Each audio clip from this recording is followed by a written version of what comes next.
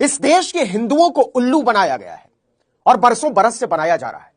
आपको लग सकता है कि 50 करोड़ लोगों को उल्लू कैसे बनाया जा सकता है, उन्हें भेड़ बकरियों में तब्दील कैसे किया जा सकता है? बिल्कुल किया जा सकता है, अगर मीडिया सवाल पूछना बंद कर दे, पत्रकार सिस्टम के दलाल तंत्र में तब्दील हो जाए और बुद्धिजीवी तार्किकता को तिरोहित कर दे। मेरे पीछे आप एक क्लिपिंग देख रहे होंगे, यह 2013 के कुंभ को लेकर एक न्यूज क्लिपिंग है।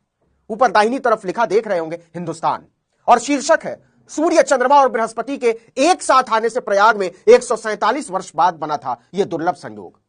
इसमें लिखा है, आयोजन स्थल के अलावा कुंभ में स्नान की तिथियों तथा बाकी चीजों के निर्धारण में ज्योतिष और खगोलीय घटनाक्रमों का महत्वपूर्ण योगदान होता है। साल 2013 में प्रयाग कुंभ के दौरान साधु संत और करोड़ों आस्थावान श्रद्धालु एक ऐसी घड़ी के साक्षी बने जिसका ग्रह संयोग 147 साल बाद बन रहा है। अब समझिए कि कैसे करोड़ों करोड़ हिंदुओं को उल्लू बनाया गया और लगातार बनाया जा रहा है। 2025 के कुंभ में भी तीनों ग्रहों, इन्हीं तीनों ग्रहों यानी सूर्य, चंद्रमा और बृहस्पति के एक साथ आने के संयोग को आधार बनाकर 144 साल बाद आए कुंभ की थ्योरी गढ़ी गई। मतलब या तो 2013 में हिंदुओं को उल्लू बनाया गया था और नहीं तो 2025 में बनाया गया है। यह भी संभव है दोनों बार उल्लू बनाया गया हो, क्योंकि अगर 2013 में 147 साल बाद संयोग बना था, फिर अगला संयोग तो 2160 में बनना चाहिए था। उन लोगों को झापड़ मारा जाना चाहिए जो 12 साल को 144 साल की गणना में तब्दील करके हिंदुओं को मौत के दड़बे में झोंक रहे हैं। याद कीजिए, उस समय भी इलाहाबाद में भयानक रेल हादसा हुआ था और इस बार 144 साल की थ्योरी ने तो भीड़ के सारे रिकॉर्ड तोड़ दिए, यही अखबार बता रहे हैं। हमने धर्म के बहुत सारे विद्वानों और आचार्यों से बात की और सबने कहा कि 144 साल बाद वाला फॉर्मूला शुद्ध तौर पर बकवास है, फ्रॉड है।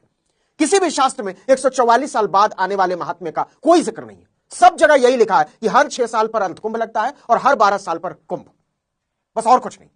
लेकिन योगी आदित्यनाथ की सरकार ने, नरेंद्र मोदी ने, भाजपा ने भीड़ बढ़ाने के लिए इस फर्जीवाड़े को बढ़ावा दिया कि जिंदगी में यह मौका दोबारा नहीं आएगा। नतीजा गांव के गांव बढ़ पड़े इलाहाबाद की तरफ, और इनमें बहुत बड़ी संख्या बुजुर्गों की है जिनके दिमाग में राजनीतिक इश्तिहारों ने ठूंस दिया है कि अगर कुंभ में इस बार नहीं नहाए तो जीवन व्यर्थ चला जाएगा, क्योंकि अब यह मौका 144 साल बाद आएगा।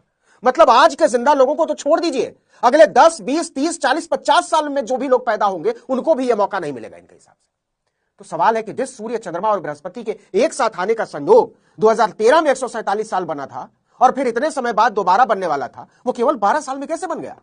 और जो दुष्टता की इंतहा है वो ये कि तब भी यह कहा गया था कि इस जन्म में फिर मौका नहीं मिलेगा, नहा लो, और इस बार भी यही कहा गया कि इस जन्म में मौका नहीं मिलेगा, नहा लो। जो इस देश का दुर्भाग्य है वो ये कि न तब किसी पत्रकार या मीडिया घराने ने पूछा कि इस गणना का वैज्ञानिक आधार क्या है, और न इस बार किसी पत्रकार ने पूछा कि किस आधार पर बोल रहे हो, बल्कि सारे अखबार, टीवी चैनल और मीडिया घराने इसी को ले हुए।